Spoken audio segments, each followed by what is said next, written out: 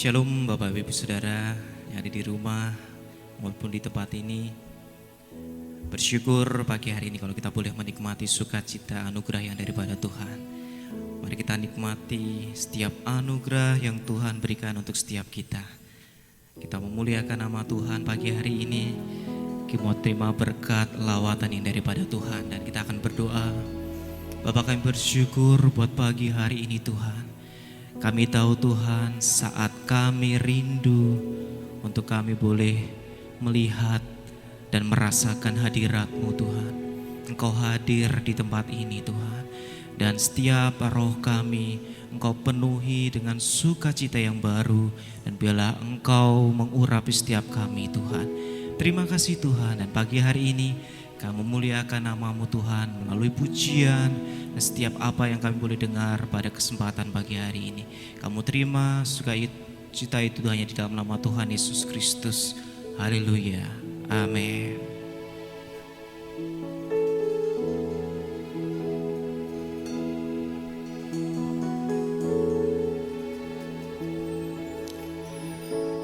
Tuhan hadir di bait kudusnya saat umat mencari wajahnya, berseru, berdoa, bersujud menyembah dan menikmati kehadirannya. Tuhan mau dekat dengan umatnya yang datang dengan segenap hatinya, berseru, berdoa, bersujud menyembah dan menikmati kehadirannya.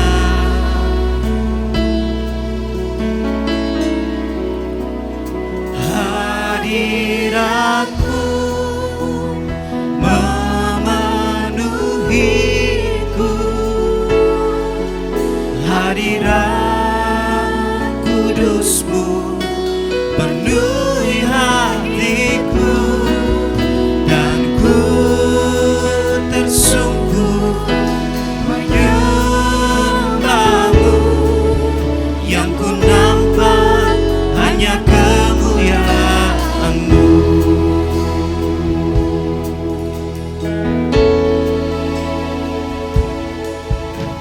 Tuhan hadir di bait kudus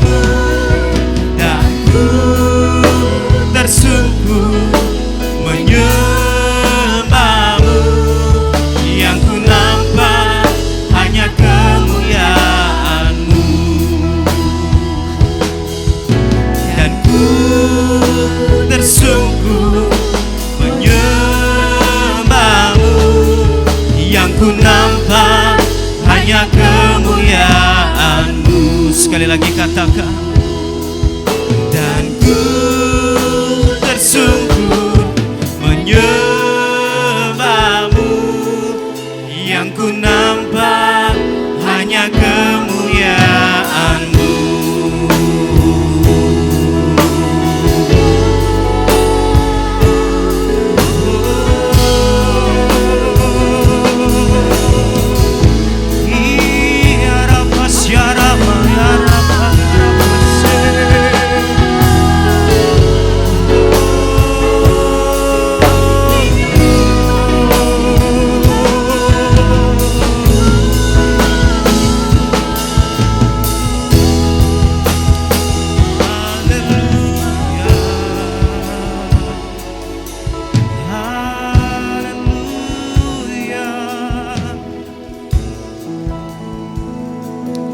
Tahu Tuhan, dan kami rindu saat kami boleh menyerukan nama-Mu. Engkau ada untuk mengubah setiap kami Tuhan. Dan sebentar pujian dan penyembahan kami mohon naikkan, bila Engkau disukakan.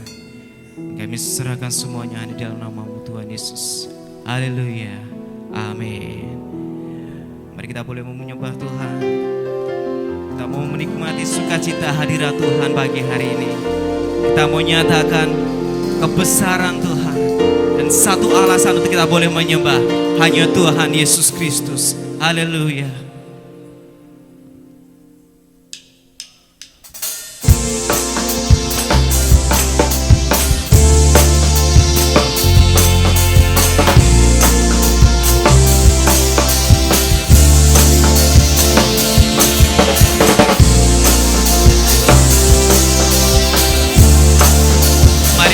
Nama Tuhan, mari serukan nama Yesus. Haleluya.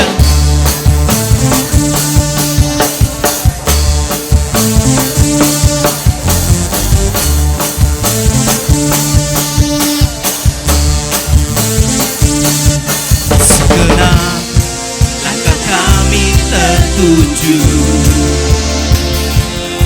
berlari dari segala penjuru, mendekat kepada Sang Penebus, dapati sinar terang yang kudus. Oh Yesus, Kau berkuasa untuk selamanya. Kami agungkan, kami Kau bebas Tuhan, Kau bebas segala belenggu. Hanya Yesus Kau satu alasan kami datang untuk menyembah-Mu.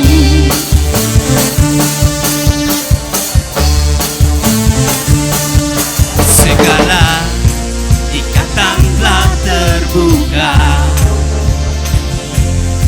dan setiap dosa telah Kau hancurkan. Karena hanya Kau Sang Penebus, sucikan dengan cahaya terang-Mu. Oh Yesus, Yesus, Kau berkuasa untuk selamanya. Kami agungkan, kami agungkan nama-Mu,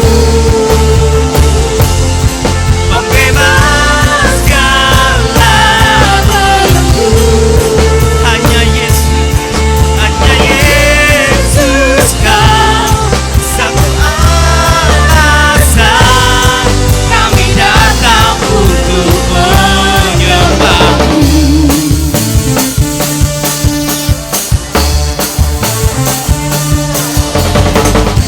Kau Yesus Tuhan yang berkuasa, tiada yang lain tiada yang lain.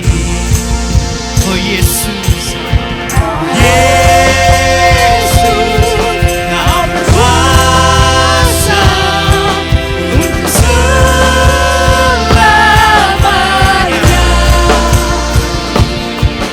Oh Yesus, Kau berkuasa untuk selamanya. Sekali lagi serukan nama Yesus. Oh Yesus, Kau berkuasa untuk selamanya. Kami agungkan namamu, membebaskan hamba-Mu. Hanya Yesus, hanya Yesus, Kau satu alasan kami datang untuk menyembah-Mu. Oh Tuhan Yesus,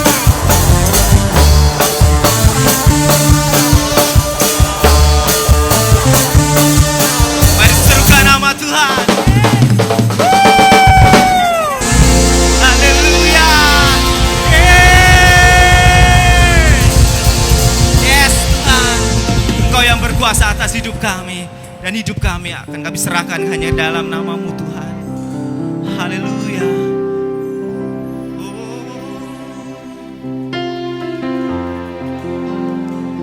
Hidupiku Tuhan.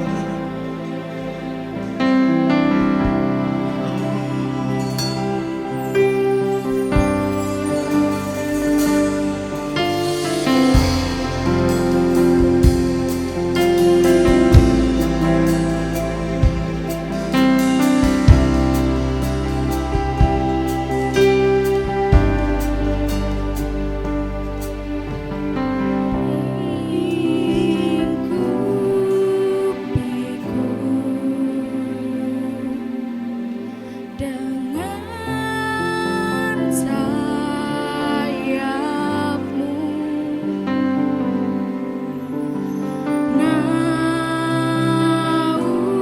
naungiku dalam kuasa-Mu di saat badai bergelora. Ku akan terbang bersama-Mu, Bapa Kau Raja atas semesta. Ku tenang sebab Kau Allahku.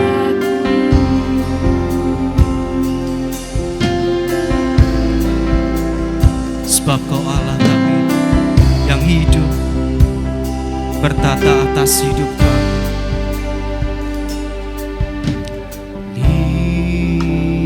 Lingkupiku dengan sayap-Mu, naungiku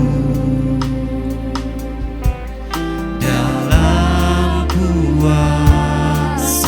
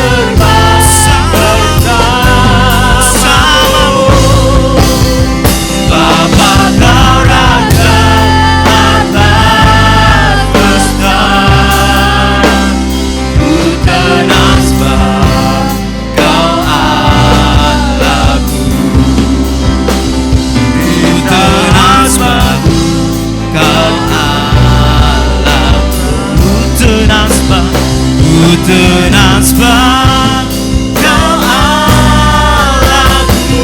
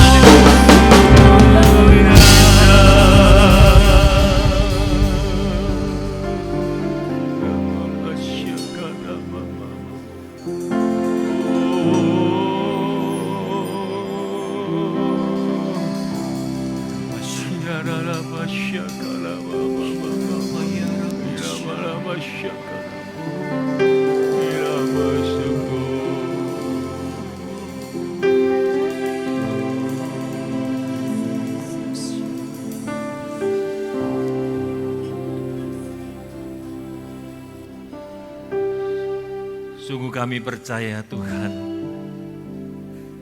walaupun hari-hari kami menghadapi badai sekalipun Tuhan, kami akan tetap tenang Tuhan, karena kami bersama dengan Engkau. Karena kami bersama dengan Engkau Tuhan, kami akan terbang bagai Raja Wali, terbang tinggi mengatasi badai hidup ini. Dan kami akan melihat kemenangan demi kemenangan akan kami raih Tuhan. Dan kami tetap memiliki ketenangan dalam kehidupan kami Tuhan. Karena Engkau Allah yang menyertai kami, Engkau bersama dengan kami, yang menuntun hidup kami Tuhan. Terima kasih Bapa. Pujian yang dinaikkan biarlah menjadi dupa yang harum bagi Engkau Tuhan.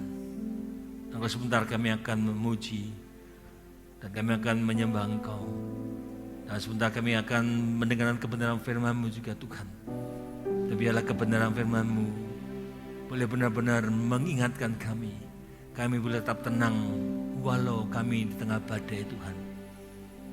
Terima kasih Bapa. Urapi hamba-Mu, urapi setiap telinga yang mendengar Tuhan.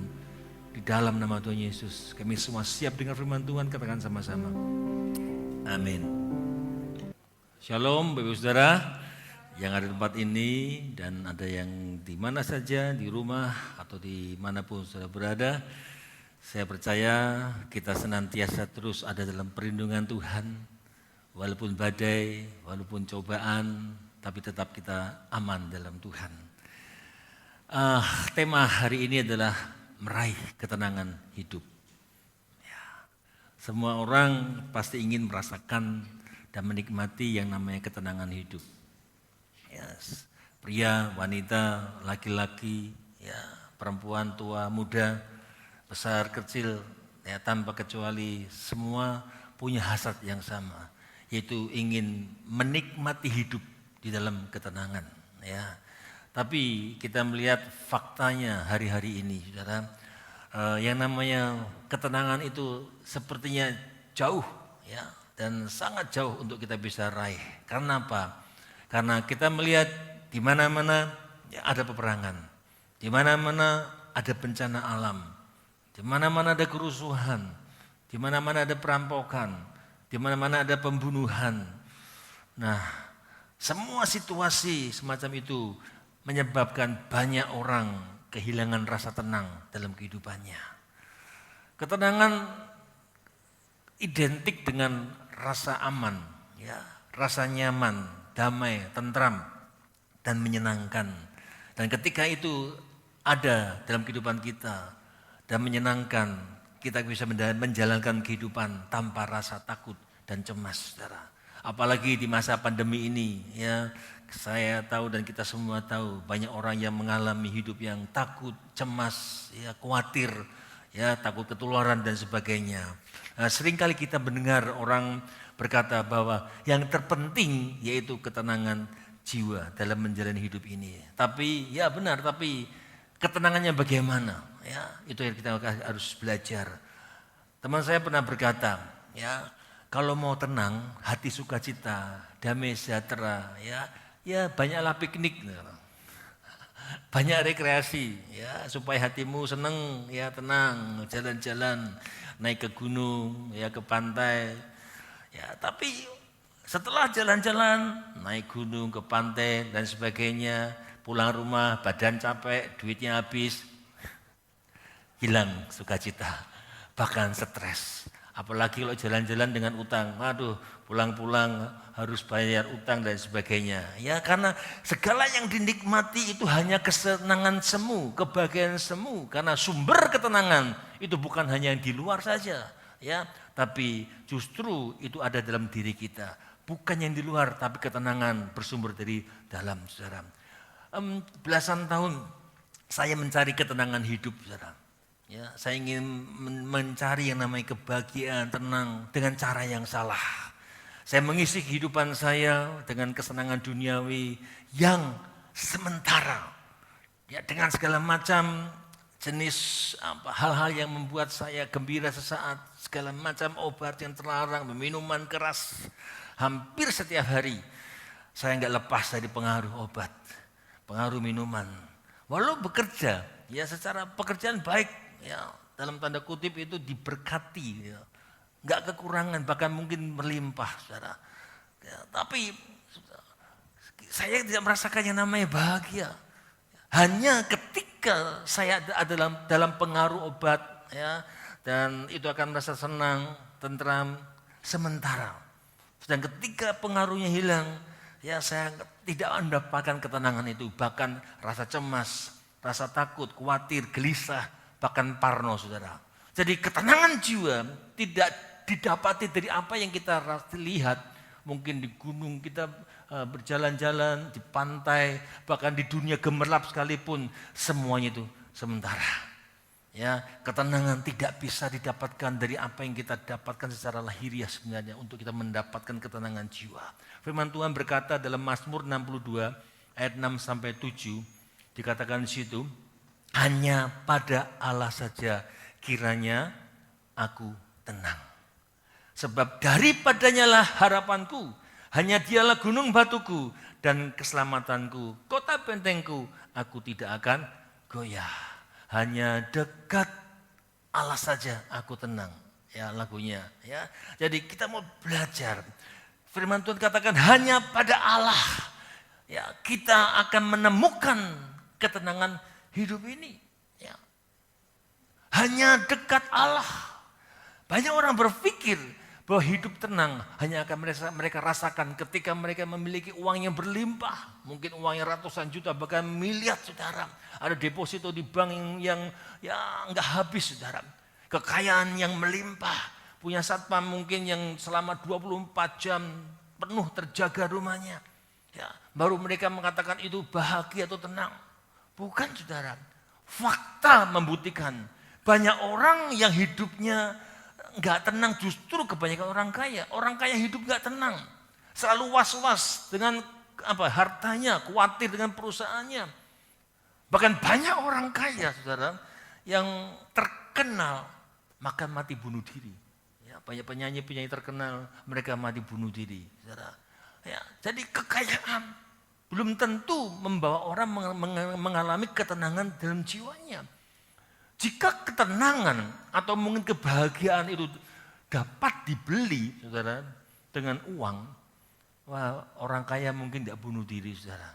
Ya, makanya ketenangan, kebahagiaan itu nggak mungkin ya bisa didapatkan ketika orang memiliki uang banyak, sekalipun dia punya uang banyak, tapi mungkin dia tidak mengalami ketenangan. Ketenangan hanya ada di dalam Yesus. Mungkin ada toko bahagia, nggak ada jual bahagia, karena ketenangan dan kebahagiaan bersumber dari dalam, dan kita yang harus menciptakan. Ya, nah, bagaimana kita belajar hari ini? Kunci untuk mengalami ketenangan hidup, hal pertama dikatakan tadi, dekat dengan Tuhan setiap waktu. Ya, dekat dengan Tuhan setiap waktu artinya kita harus memiliki hubungan yang karib, yang dekat dengan Tuhan. Setiap waktu, senantiasa. Ketika kita mau mengalami ketenangan hidup, salah satu-satunya cara yang kita harus lakukan yang pertama ini adalah kita harus dekat dengan Tuhan setiap waktu. Dalam Mazmur 62 ayat 2-3 dikatakan tadi, hanya dekat Allah saja aku tenang. Daripadanya lah keselamatanku. Hanya dialah gunung batuku dan keselamatanku. Kota bentengku, aku tidak akan goyah. Mazmur 62 ini berisi pengakuan dan kesaksian Daud bahwa hanya dekat Tuhan dikatakan Daud merasakan tenang. Saya bisa membayangkan bagaimana seorang Raja Daud yang memiliki begitu banyak pasukan yang mengelilingi dia. Dia raja yang besar, raja yang kaya, raja yang kuat. Tapi dia katakan hanya dekat Tuhan di mana dia merasa tenang. Sungguh-sungguh Daud menyadari bahwa Tuhanlah satu-satunya tempat perlindungan, gunung batu, kota benteng yang paling aman. Saya mau katakan ketika Daud berkata hanya dekat dengan Allah, dia merasa aman sebagai gunung batu dan katakan kota benteng. Jadi ketika itu mungkin dia memiliki banyak prajurit atau banyak pengawal, dia tidak merasa tenang kalau dia tidak dekat dengan Allah. Karena kedekatan dengan Allah dikatakan sebagai gunung batu, kota benteng yang paling aman. Yang membuat Daud tidak goyah. Ketika dia menghadapi lawan, menghadapi musuh, menghadapi tantangan sehebat apapun, dia tahu dia punya kota benteng yang kuat. Dia ada di dalam kota benteng dan di balik gunung batu yang kuat. Oleh karena itu, Bapak Ibu Saudara, Daud mendorong umat Tuhan, mendorong kita semua untuk mempercayai Tuhan setiap waktu, untuk hidup dekat dan terbuka di hadapannya. Sebagai manusia, ya, kita memiliki banyak keterbatasan. Ya. Ada banyak hal yang mungkin kita bisa kerjakan. Kita tidak mampu mengendalikan segala sesuatu semuanya dengan sempurna. Nggak bisa, saudara. Ada banyak hal yang kita tidak tahu, termasuk apa yang akan terjadi besok, ya, apa yang akan terjadi di masa depan kita nggak ngerti, saudara. Bahkan 1 jam kemudian kita nggak tahu. Bahkan mungkin 1 menit kemudian kita pun nggak akan tahu, saudara. Ya, kita nggak ngerti apa yang terjadi besok. 10 menit kemudian ataupun 1 jam atau besok pagi kita nggak tahu, saudara. Jadi saya mau katakan apapun yang kita miliki, mungkin harta, gelar, ataupun mungkin jabatan, prestasi dan sebagainya, dan siapapun yang kita andalkan, ya kita nggak akan bisa mengandalkan mereka, saudara. Kenapa? Coba kalau dokter memvonis mati, ya mungkin, ya bukan mati, mungkin dikatakan kamu hanya sebentar, 2-3 tahun usiamu. Gak ada yang bisa menghambat uang, harta saudara, ya jabatan saudara. Apalagi hari-hari ini dinyatakan kena COVID, aduh, ya hanya mengandalkan Tuhan. Ya, kenapa? Belum ada vaksinnya. Semua terbatas. Dan tidak akan dapat memberi rasa aman dan ketenangan yang sejati bagi kita, saudara. Hanya dekat Tuhan. Hanya Tuhanlah tempat perlindungan yang paling aman. Hanya dekat Dia kita bisa menemukan yang namanya ketenangan sejati. Karena itu saya ingin mendorong kita semua untuk mendekatlah kepadanya. Percayalah kepadanya setiap waktu. Curahkanlah isi hatimu di hadapannya. Dan lihatlah, Ia akan mendekat kepadamu. Di dalam Yakobus 4 ayat 8 dikatakan, mendekatlah kepada Allah dan Ia akan mendekat kepadamu.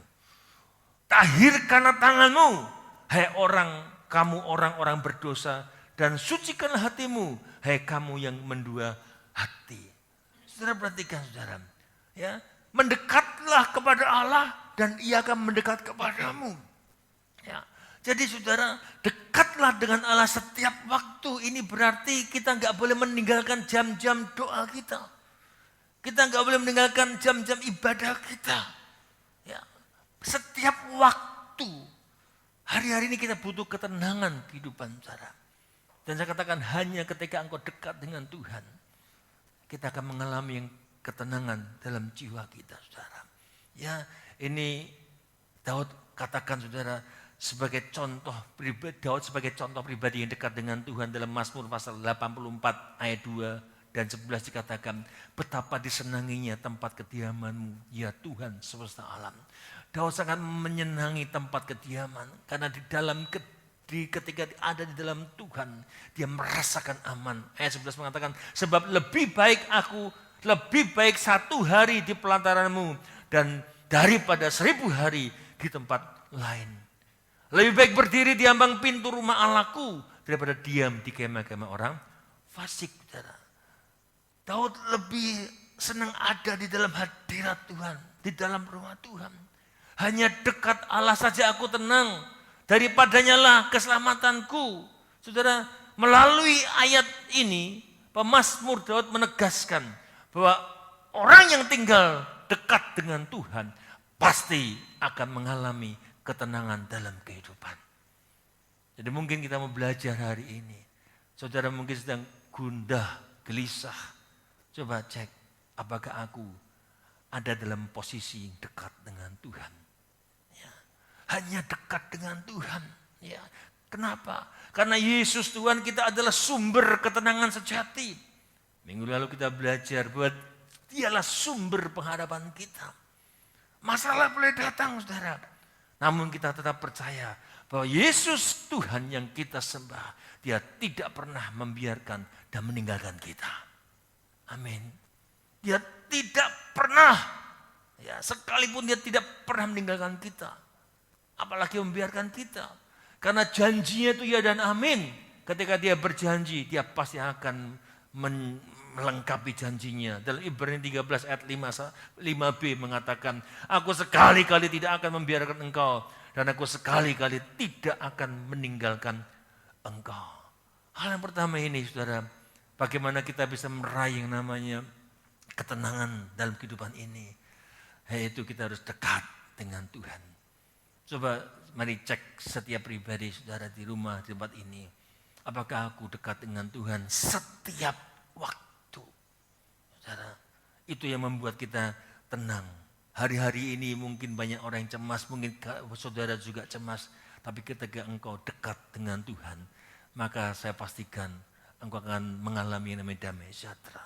Selanjutnya saudara, bagaimana kita bisa mengalami hidup yang tenang, meraih ketenangan. Kita harus hidup berserah dan menghormati Tuhan. Di dalam Mazmur 37 ayat 5 mengatakan, Mazmur 37 ayat 5, ini nasihat Daud. Ya, serahkanlah hidupmu kepada Tuhan, percayalah kepadanya dan Ia akan bertindak. Sekali lagi dikatakan, serahkanlah hidupmu kepada Tuhan dan percayalah kepadanya dan Ia akan bertindak. Ini artinya apa Bapak Saudara? Artinya kita harus mempercayakan hidup kita. Benar-benar mempercayakan. Kita harus mempercaya apapun yang Tuhan akan kerjakan dalam kehidupan kita. Kadang mungkin memang enggak nyaman membuat kita. Kadang dibawa ke hal-hal yang mungkin rasanya ya kok demikian Tuhan. Tapi kita belajar mempercayakan hidup kita pada Tuhan dan bergantung sepenuhnya kepada Tuhan. Ada nyanyian yang bagus ketika saudara mungkin nyanyi, suka-sukamu Tuhan. Suka-sukamu Tuhan, suka-sukamu Tuhan, suka-sukamu Tuhan, suka-sukamu Tuhan. Benar gak ini? Ketika kita menyanyi suka-sukamu Tuhan, berarti kita membiarkan Tuhan itu mengatur hidup kita dengan benar, mengambil kehendak bebas kita, sehingga suka-suka Tuhan. Ada banyak kali orang percaya, orang Kristen bukan suka-suka Tuhan, tapi suka-sukaku. Ya. Bagaimana kita berserah hidup ini? Kita nggak bisa lagi suka-sukaku hari-hari ini. Mari kita belajar, Tuhan, aku mau serahkan hidupku. Ya. Suka-sukamu Tuhan, Engkau membawa kami kemana? Saudara, setiap orang yang mengikut Kristus dan percaya kepadanya, selain disebut orang Kristen, seringkali kita dengar kita disebut sebagai orang percaya. Ya kan? Orang percaya. Walaupun dikatakan sebagai orang percaya, seringkali kita dikatakan orang percaya. Namun kita melihat masih banyak yang tidak benar-benar percaya. Kita disebut orang percaya tapi kita nggak percaya. Buktinya apa saudara? Buktinya kita tidak benar-benar berserah penuh. Kita nggak benar-benar berserah dan bergantung sepenuhnya kepada Tuhan. Dan mengandalkan Dia. Seringkali kita lupa ketika kita dihadapkan dengan masalah. Kita lupa untuk bertanya. Kita lupa mempercayakan semuanya pada Tuhan dan mengandalkan Tuhan. Sebaliknya, cenderung mengandalkan kekuatan sendiri dan juga kekuatan teman, kekuatan manusia. Firman Tuhan berkata, Yeremia, terkutuklah orang yang mengandalkan manusia. Terkutuklah orang yang mengandalkan manusia, yang mengandalkan kekuatannya sendiri dan yang hatinya menjauh dari Tuhan. Jadi ketika kita tidak mempercayakan hidup kita pada Tuhan, kita sedang menjauh dari hadirat Tuhan. Saudara, perhatikan saudara, terkutuklah orang yang mengandalkan manusia. Jadi ada akibat yang sangat mengerikan jika seseorang lebih mengandalkan manusia, lebih mengandalkan kekuatannya sendiri, bukan hanya tidak mendatangkan berkat, saya katakan saudara. Ketika seseorang mengandalkan kekuatannya, mengandalkan manusia, ya, saudara dikatakan akan mendatangkan kutuk. Saudara. Ayat ini sebenarnya keras sekali, saudara. Jadi pada saat mana yang sama ketika kita mengandalkan kemampuan kita, kita sedang tidak menghormati Allah. Ya. Jadi ketika kita mengandalkan diri kita, dikatakan bukan hanya kita nggak menghormati, kita menjauhi Tuhan. Dan dikatakan bukannya mendatangkan kutuk. Bukan yang mendatangkan berkat, tapi mendatangkan kutuk. Hati-hati saudara. Ya, bagaimana kita bisa mengalami ketenangan kalau kita menjauh dari hadirat Tuhan. Saudara, adalah hal yang sia-sia jika kita untuk meraih ketenangan hidup, kita mempercayakan diri kepada manusia. Ya, mempercayakan diri kepada uang bahkan. Ada banyak orang yang merasa aku punya uang banyak, aku kaya. Ya, aku miliki banyak hal. Tapi ketika dia menghadapi yang namanya virus ini, saudara, uang berapapun, saudara, nggak ada artinya. Ya. Bahkan untuk membayar, mendapatkan sesuatu yang gratis saja dia nggak bisa. Megap-megap, saudara. Ya, nggak ada artinya segala itu. Ketika seorang mengandalkan, mempercayakan diri kepada uang maupun kekayaan, saya katakan, cepat atau lambat dia akan jatuh. Karena itu firman Tuhan berkata demikian. Makanya hari-hari ini saudara, andalkan Tuhan. Ya, percayakan hidupmu, berserah dan hormati Tuhan. Amsal 11 ayat 28 mengatakan, Amsal 11 28, siapa mempercayakan diri kepada kekayaannya akan jatuh. Saudara, firman Tuhan itu ya dan amin. Dikatakan siapa yang mempercayakan diri kepada kekayaan akan jatuh. Tapi orang benar akan tumbuh seperti daun muda. Saudara, memang tidak ada seorang pun manusia di dunia ini, saudara pun yang dimanapun berada di rumah tempat ini pun, ya nggak ada yang ingin hidup dalam kemiskinan. Ya, ada yang mau miskin? Nggak ada. Ya, ada yang mau hidup kekurangan? Saya rasa nggak ada. Semua ingin hidup kecukupan, bahkan ingin berkelimpahan. Secara manusia kerinduan seperti ini enggaklah salah. Bukanlah dosa juga, saudara. Karena itu wajar. Enggak ada orang yang mau miskin, saudara. Ya, enggak ada. Atau mengalami penderitaan, saudara. Namun ini harus kita perhatikan, ya. Kalau kita enggak hati-hati dalam mengejar kekayaan, ya, dikatakan tadi, ingin meraih yang namanya ketenangan dengan menimbun banyak harta, saudara. Dikatakan kita akan jatuh. 1 Timotius pasal 6 ayat 9 ayat 10. Ini ayat yang terkenal mengatakan demikian, saudara. Tetapi mereka yang ingin kaya, mereka terjatuh ke dalam pencobaan. Ya, ke dalam jerat dan ke dalam berbagai-bagai nafsu yang hampa dan yang mencelakakan, yang menenggelamkan manusia ke dalam keruntuhan dan kebinasaan. Perhatikan, karena akar segala kejahatan ialah cinta uang. Sebab oleh memburu uanglah beberapa orang menyimpang dari iman dan menyiksa diri dengan berbagai-bagai duka. Jadi ketika seorang mengandalkan uang, ya, dikatakan memburu uang, mereka akan jatuh, mereka menyimpang dari iman, bahkan menyiksa dirinya dengan berbagai-bagai duka. Jadi sebesar apapun kekayaan yang kita miliki, sebesar apapun kekayaan yang kita peroleh, saya berani katakan tidak akan pernah memberikan rasa cukup dan membuat hati tenang. Kalau kekayaan yang didapatkan seseorang membuat dia cukup dan tenang, ya, kenapa banyak orang kaya nggak pernah ya mau berhenti dengan terus mencari dan mencari, nggak pernah puas, saudara. Ya, saudara, nggak akan pernah tenang. Karena firman Tuhan berkata, Pengkhotbah 58 ayat 9, dikatakan siapa mencintai uang tidak akan puas dengan uang. Orang yang mencintai uang dia akan terus mencari dan mencari uang terus. Tidak akan pernah puas. Ya, dia punya 1 M, dia akan lipat gandakan terus dan terus. Tidak akan pernah puas, saudara. Tapi siapa yang mencintai kekayaan tidak akan puas dengan penghasilannya, itu pun sia-sia. Saudara, saya tahu bahwa pasti dikatakan kita akan selalu merasa kurang dan kurang. Akibatnya apa? Orang akan terus bekerja keras siang malam, membanting tulang dibanting-banting supaya apa? Supaya kekayaan kita terus bertambah. Tidak sedikit, ya, dari banyak orang Kristen juga, ya, akhirnya dia mencari uang sedemikian rupa sampai lupa waktu, lupa berdoa, ya, lupa baca firman, lupa ibadah. Kenapa? Kejar setoran. Akhirnya lupa cari Tuhan.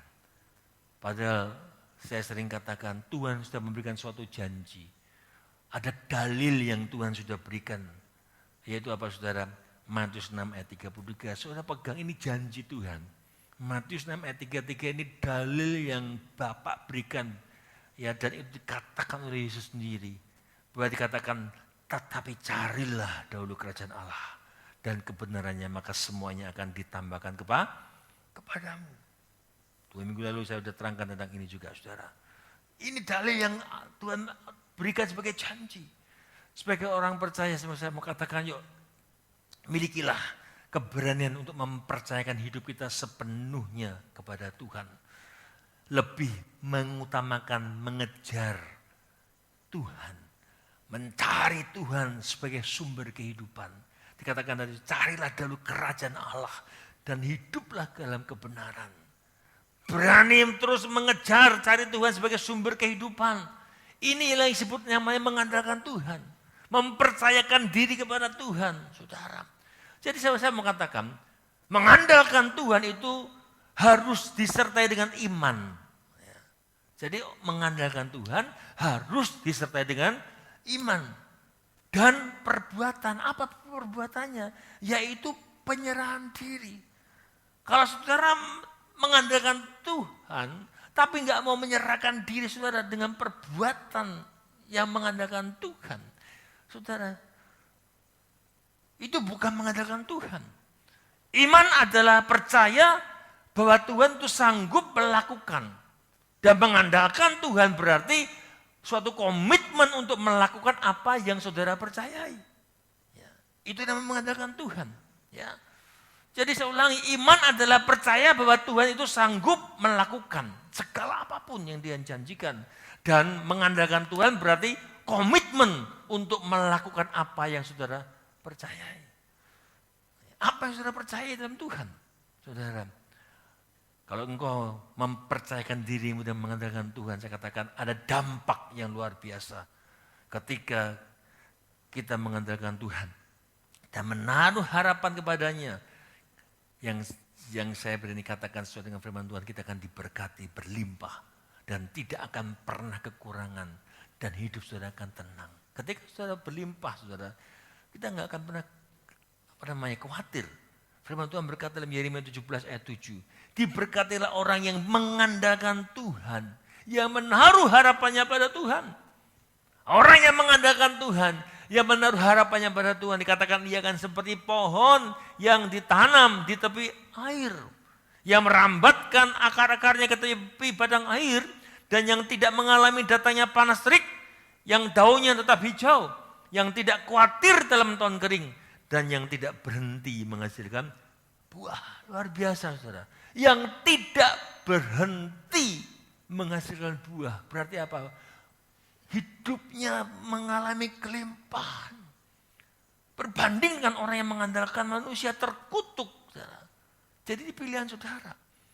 Iman adalah apa yang kau percaya, berkomitmen dengan apa yang kau percaya. Kalau kau percaya dengan janji Tuhan, kau kerjakan bagian saudara, lakukan apa yang menjadi bagian saudara, yang saudara nggak bisa kerjakan, Tuhan akan kerjakan. Amin. Saudara, dikatakan saudara, yang tidak mengalami datangnya panas terik, yang daunnya tetap hijau, tidak khawatir dalam tahun kering sekalipun. Ini yang membedakan kita, saudara. Ya, kita ada umat percaya yang dibedakan. Walaupun tahun kering, tapi hidup kita ketika mempercayakan diri pada Tuhan, mengandalkan Tuhan, dekat dengan Tuhan, maka tahun kering itu tidak menjadi masalah buat kita. Kita akan tetap menghasilkan buah, walaupun di tengah kekeringan. Ini yang luar biasa sebagai anak Tuhan. Bapak saudara, mengandalkan Tuhan itu penting. Eric Liddell adalah seorang yang berkebangsaan Skotlandia. Dia adalah seorang pelari yang kemudian memberikan dirinya untuk melayani Tuhan dan menjadi misionaris di China, saudara. Nah, pada Olimpiade di Paris tahun 1925, Eric Liddell ini memenangkan medali perunggu dalam cabang lari 200 meter dan memenangkan medali emas juga di dalam cabang lari 400 meter. Jadi mendapatkan 2 medali dalam Olimpiade di Paris tahun 1925. 2 medali. Tapi ada satu hal yang menarik untuk kita diperhatikan di dalam Olimpiade Paris tersebut. Saudara bisa baca di dalam ensiklopedia tentang Eric Liddell ini, saudara. Ya, ada hal menarik dalam cerita Eric ini, saudara. Kenapa? Dia menolak untuk berlomba di area lari 100 yard. Dia menolak. Ya, padahal itu cabang spesialisnya dia. Dia selalu menang di cabang itu. Tidak ada yang bisa memenangkan pertandingan dalam segala event ketika itu. Dialah pemegang rekornya. Jadi ketika dia itu menolak, wah, itu banyak yang mengecam dia. Yang saudara perhatikan, saudara, mengapa dia menolak untuk berlomba di arena lari 100 yard yang menjadi spesialisnya, yang dia sudah latihan terus-menerus Dan dia yakin akan mendapatkan medali. Alasannya saudara perhatikan. Alasan perlombaan tersebut dia tidak ikuti karena apa? Karena diadakan di hari Minggu. Wow. Erik berpegang teguh bahwa hari Minggu adalah harinya Tuhan. Dia harus beribadah. Coba bisa bayangkan itu. Orang berkata, kan Minggu bisa banyak minggu. Minggu depan sudah bisa ibadah. Ya. Tapi yang namanya event Olimpiade itu 5 tahunan. 5 tahunan, saudara. Ya. Saudara, keputusan Erik mendapat kritikan tajam dari khalayak ramai, saudara. Publik menuduh dia tidak patriotik. Kenapa? Karena menyebabkan akan hilangnya satu medali untuk Skotlandia dalam medali emas dalam Olimpiade itu, saudara. Saudara, tapi kita perhatikan, Erik ini menghormati Tuhan. Keteguhan Erik menghormati hari Tuhan, menghormati Tuhan. Dia berserah pada Tuhan. Itu membawa berkat yang luar biasa baginya, saudara. Dia mencari dulu kerajaan Allah dan hidupi kebenarannya. Nah, ketika dia akan mengikuti lomba itu, ya pelatih memberi kesempatan. Akhirnya pelatih memberi kesempatan untuk mengikuti Olimpiade juga, tapi di hari yang lain, yaitu hari lain. Makanya dikatakan dia memenangkan pertandingan tadi 400 meter. Ya. Dia mengikuti pertandingan tapi 400 meter, lihat, bukan cabang lari yang spesialis bagi dia. 400 meter dia jarang untuk mengikutinya. Ya. Tapi sebelum perlombaan, saudara, pelatihnya memberikan secari kertas. Di dalam kertas itu dia baca di 1 Samuel 2 ayat 20. Siapa menghormati aku akan kuhormati. Selamat berjuang, semoga berhasil. Pelatih itu memberikan surat itu dan benar. Erik memenangkan medali emas untuk cabang itu, saudara. Itu adalah hasil dari mempercayakan diri pada Tuhan, menghormati Tuhan. Dan ketika itu Tuhan yang beracara dan bertindak. Makanya dalam Mazmur 35 ayat 375 mengatakan, serahkanlah hidupmu pada Tuhan dan percayalah padanya dan ia akan bertindak. Luar biasa, saudara.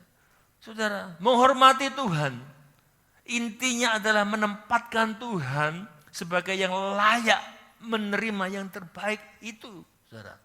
Bagaimana kehidupan ibadah kita? Apakah kita sebagai orang percaya yang menghormati Tuhan? Ketika kita menghormati Tuhan, dikatakan, saudara, engkau akan kuhormati. Wow. Saudara, menghormati Tuhan adalah menempatkan Tuhan sebagai yang layak menerima yang terbaik. Hari ini, apakah saudara sudah memberikan yang terbaik bagi Tuhan dalam kehidupan saudara? Bila kita beribadah, apakah kita sediakan waktu yang terbaik?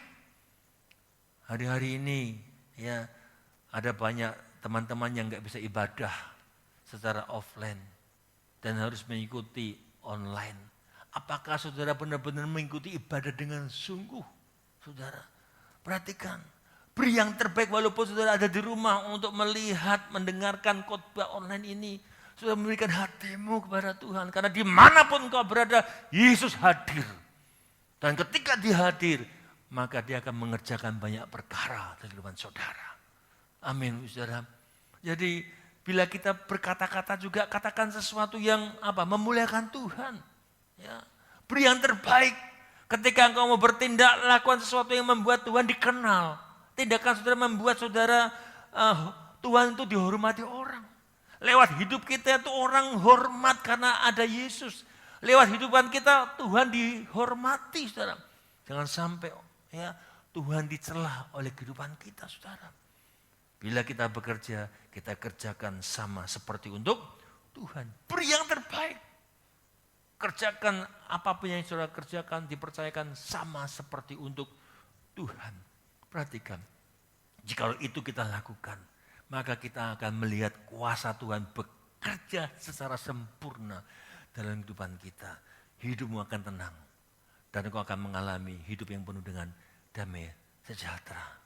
Saudara, hal yang ketiga kita pelajari, bagaimana kita bisa meraih yang namanya hidup dalam ketenangan. Saudara harus hidup dalam kebenaran firman. Ya. Orang yang hidup benar sesuai firman, saya katakan pasti hidupnya tenang. Kenapa? Alkitab berkata dalam Yesaya 32 ayat 17. Yesaya 32 17. Di mana ada kebenaran, di situ akan tumbuh damai sejahtera. Dan akibat kebenaran ialah ketenangan dan ketentraman untuk selama-lamanya di bumi dan di sorga.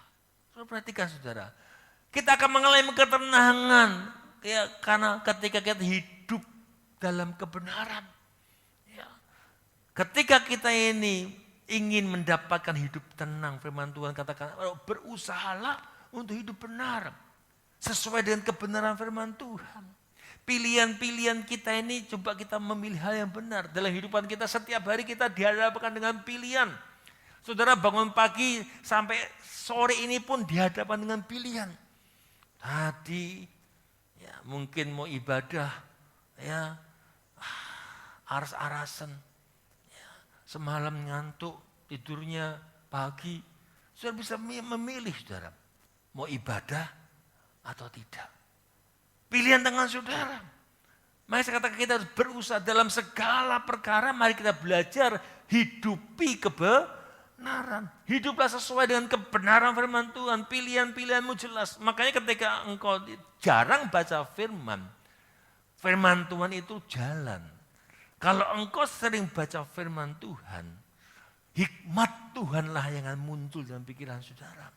Firman Tuhan berkata, orang yang takut akan Tuhan, Tuhan akan tunjukkan jalan. Saudara, milih jalan, mengambil keputusan itu enggak gampang. Ya, milih jalan mana yang kita pilih enggak gampang. Tapi firman Tuhan berkata, kalau engkau takut akan Tuhan, maka Tuhan akan menunjukkan jalan mana yang engkau harus pilih. Enak kan saudara? Asal kita benar-benar hidup dalam kebenaran. Saudara, saya katakan tadi orang yang tidak hidup dalam kebenaran, dia penuh dengan kekhawatiran. Saya ingat ketika saya dulu pakai narkoba, ya hidup saya enggak benar.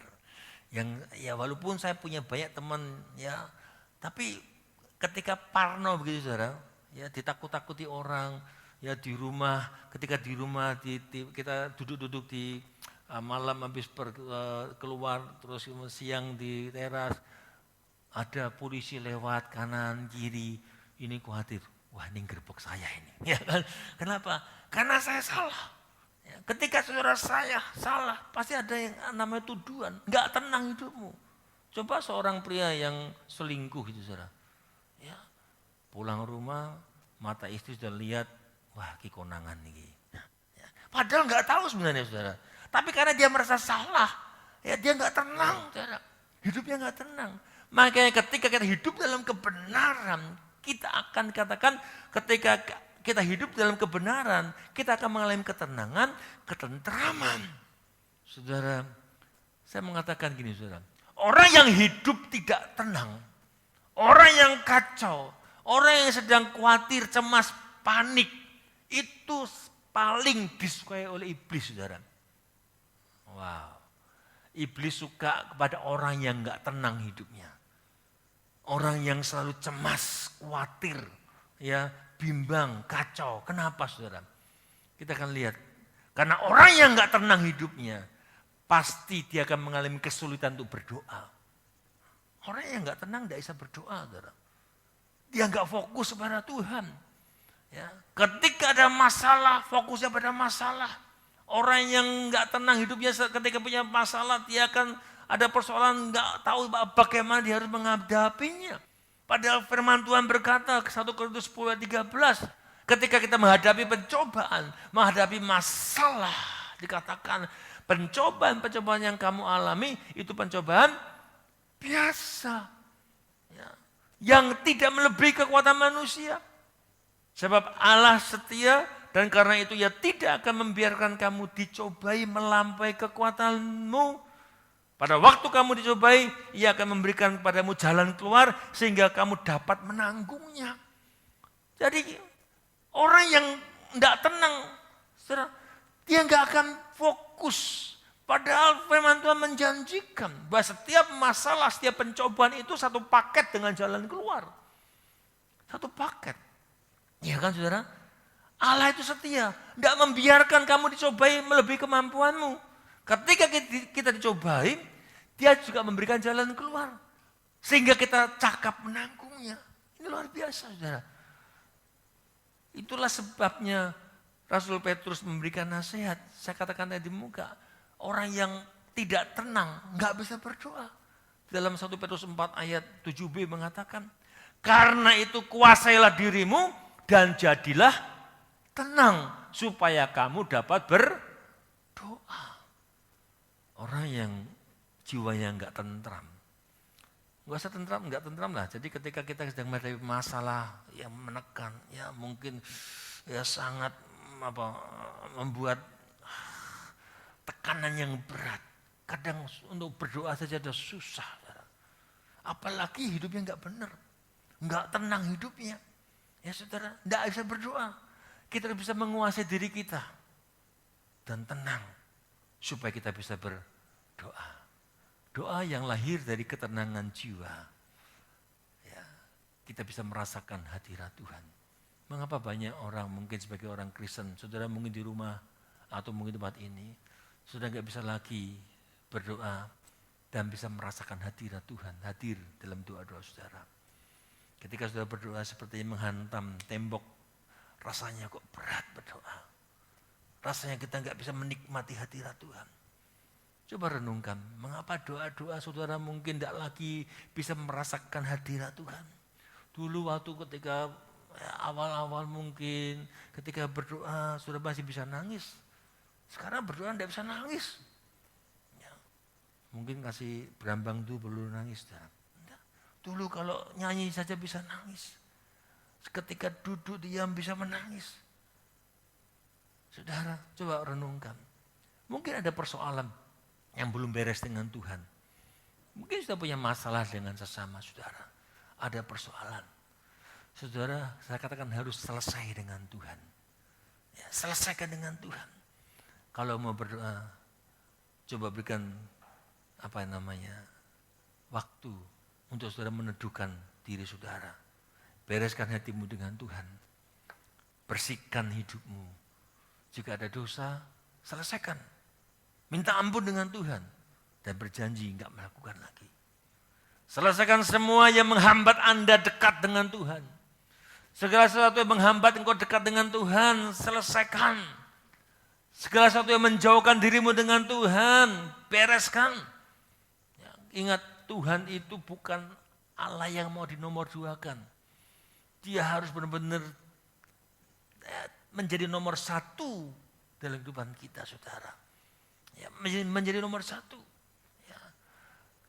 Saya yakin, saudara, sebagaimana pasangan suami istri, saudara, ya, pasti akan bermasalah jikalau suaminya menomorduakan istrinya, saudara. Kebalikan juga istri menomorduakan suami. Kita dengan Bapa di surga, kita menempatkan diri, ya, bukan sebagai anak saja, nanti kita akan menjadi mempelai, saudara.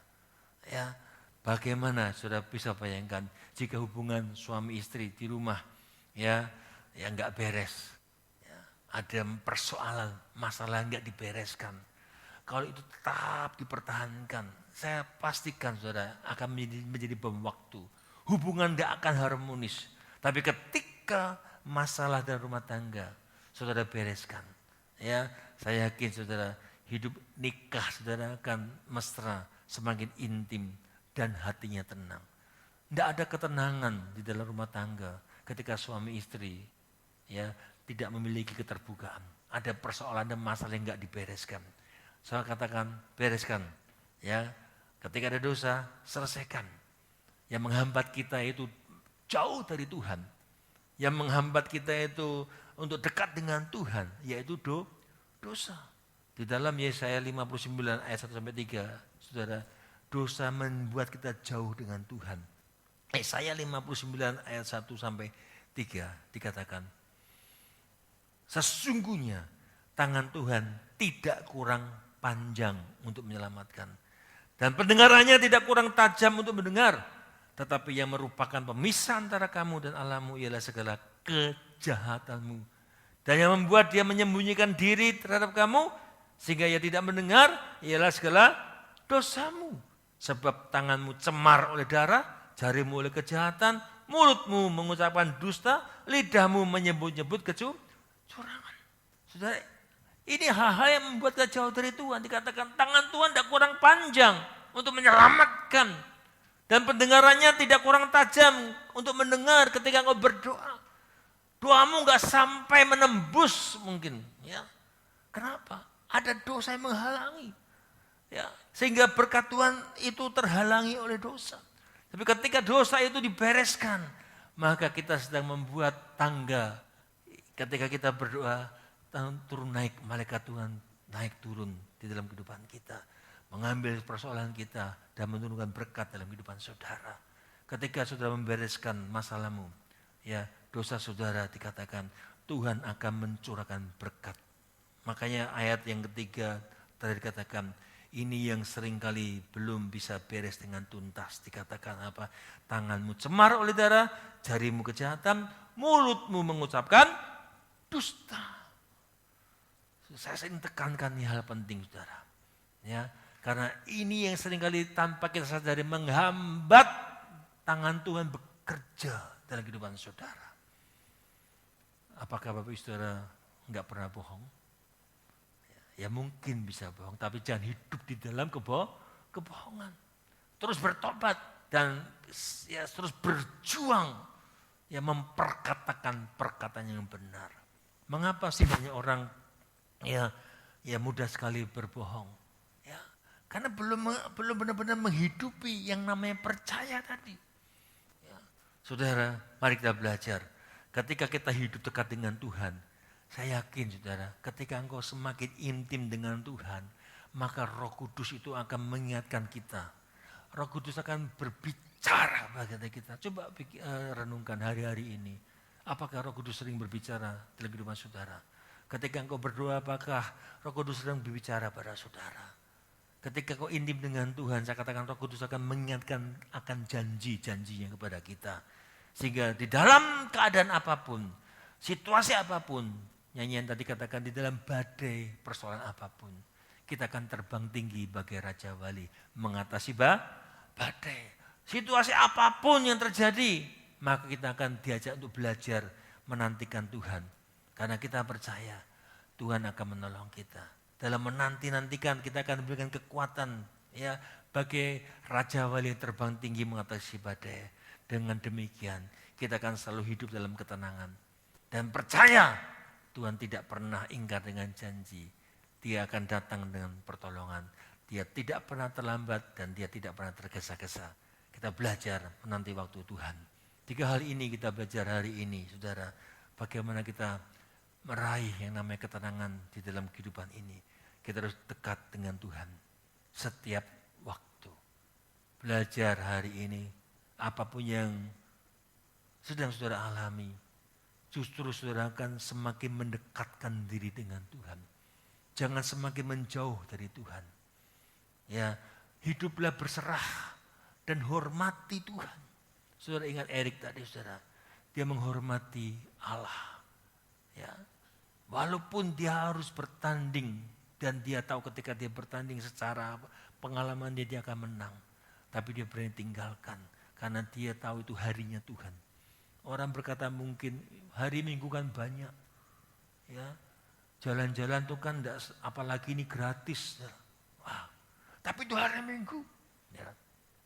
Orang yang menghormati Tuhan, dia akan dihormati Tuhan. Dan dia melihat Erik ini. Dia mendapatkan suatu medali yang bukan spesialisnya 100 yard, 400 yard. Kenapa? Dia menghormati Tuhan, mempercayakan hidupnya pada Tuhan. Dikatakan Tuhan akan bertindak. Yang terakhir, bagaimana kita mengalami ketenangan hidup ini? Hiduplah dalam kebenaran. Kebenaran yang kau hidupi akan memerdekakan engkau dan engkau akan mendapatkan ketenangan dan hidupmu tentram sekarang dan sampai Tuhan datang. Amin. Haleluya. Mari saya undang pelayan musik, song leader singer tampil ke depan. Haleluya. Tetap dalam hadirat Tuhan. Kita akan nyanyikan sebuah lagu, Hanya Dekat Allah. Hanya dekat Allah. Haleluya. Arahkan hatimu pada Tuhan. Rasakan Tuhan dekat dalam kehidupanmu. Nyanyikan dengan hatimu. Nyanyikan dengan hati yang menyembah pada Tuhan. Rindukan ada kedekatan dalam hidupmu. Haleluya. Hanya dekat Allahku. Hanya dekat Allahku, rasa tenang hatiku, kau sertai jalanku sepanjang hidupku.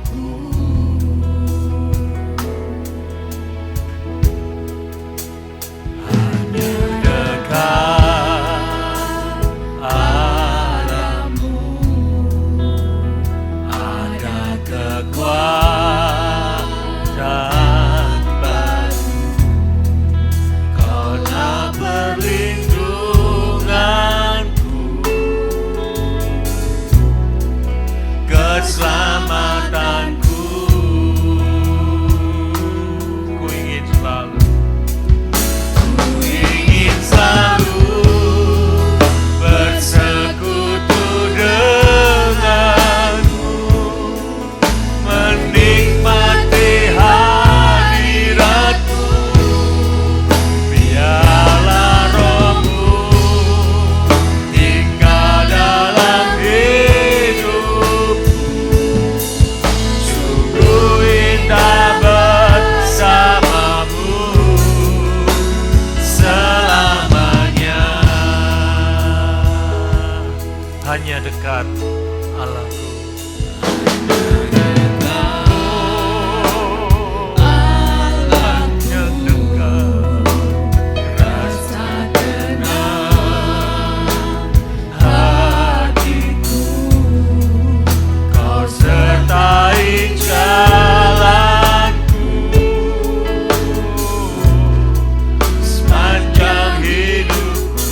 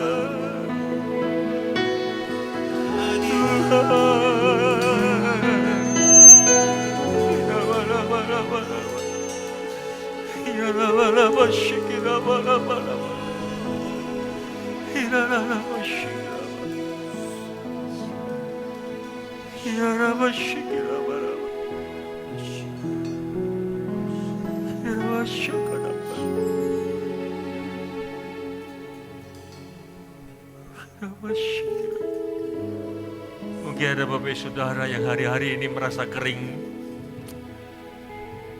Rasanya Tuhan jauh.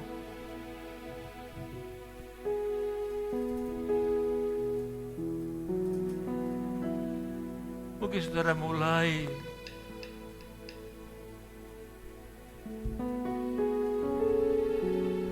sulit membangun hubungan dengan Tuhan. Saudara merasa jauh dengan Tuhan. Firman Tuhan berkata, mendekatlah kepadaku, maka aku akan mendekat. Saudara mungkin ingin mendekat kepada Tuhan, tapi ada yang menghalangi. Dosa yang menghalangi kau dekat dengan Tuhan. Hari ini, Roh Kudus berbicara pada engkau. Engkau harus membereskan dosamu. Ada dosa yang belum kau bereskan dengan Tuhan. Mungkin dengan sesama. Sehingga engkau sulit untuk mengalami hadirat Tuhan.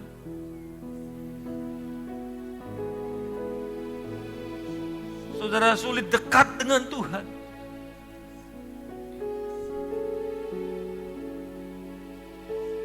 Mari bereskan hidupmu dengan Tuhan.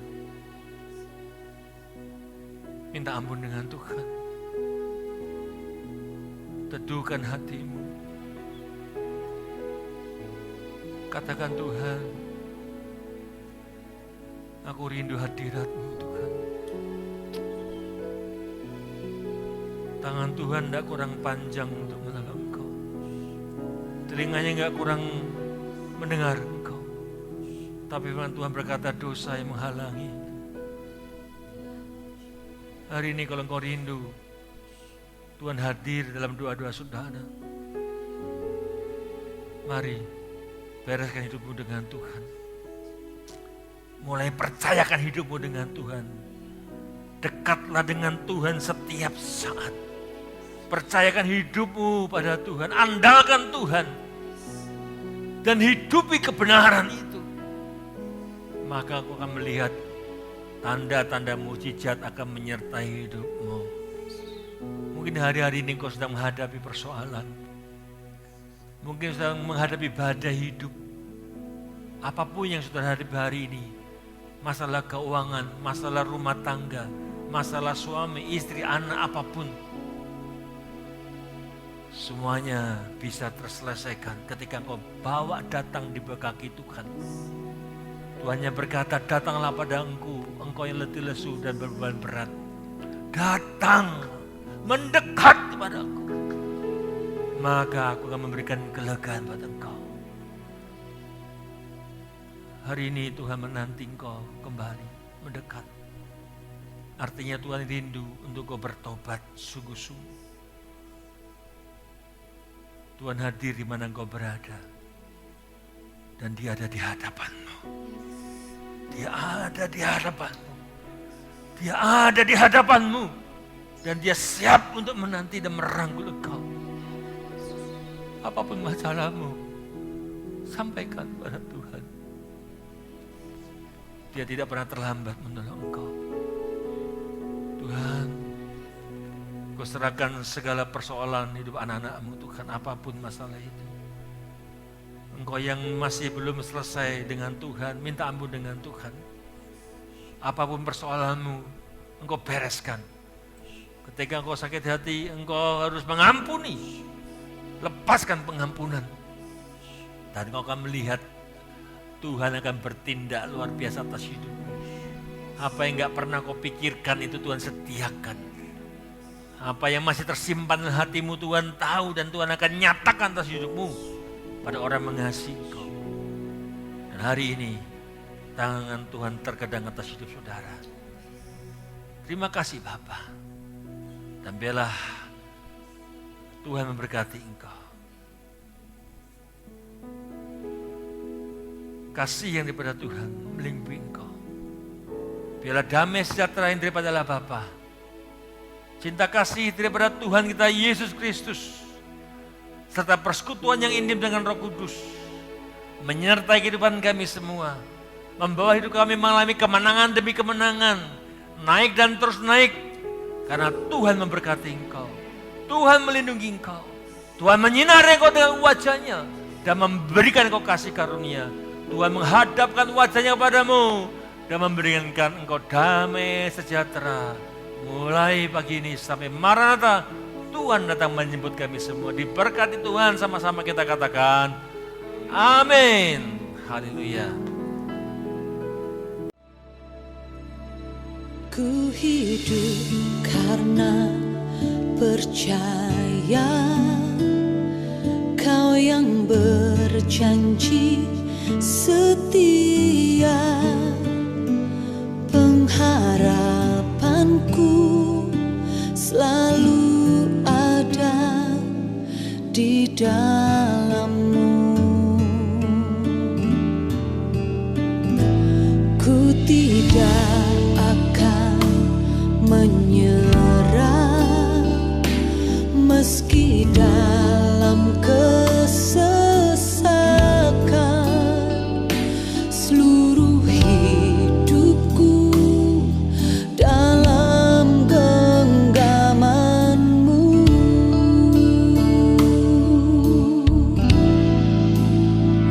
Aku punya Tuhan yang besar, yang telah berjanji dan sanggup menggenapi. Imanku bersepakat percaya kuasa-Nya. Ku terima sekarang kemenangan dari-Mu.